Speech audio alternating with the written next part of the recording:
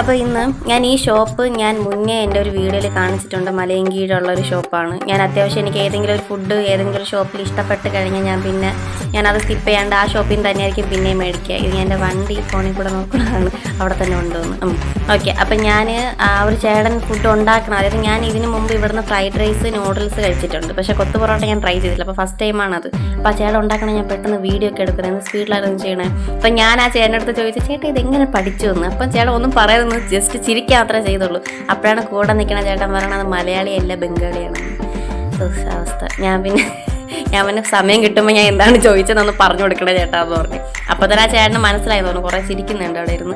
Okay, അപ്പം ഞാൻ ആ സാധനം മേടിച്ചിട്ട് ഞാൻ നേരെ അടുത്ത കടയിലോട്ട് പോയി. കടകളോടും ഞാൻ ഷിഫ്റ്റ് ചെയ്ത് നടക്കുകയാണ്. അപ്പോൾ അവിടെ നിന്ന് ഒരു കവർ പാലും മാവൊക്കെ മേടിച്ചിട്ട് ഞാൻ നേരെ വീട്ടിലോട്ട് പോയി. ഫസ്റ്റ് ടൈം ട്രൈ ചെയ്യണതുകൊണ്ടാണോ എന്ന് എനിക്ക് അറിഞ്ഞൂടാ, സംഭവം എനിക്ക് അങ്ങോട്ട് ഇഷ്ടപ്പെട്ടില്ല. അതായത് പെട്ടെന്ന് മടുത്ത ദൂരെ തോന്നി, എന്താണെന്തോ.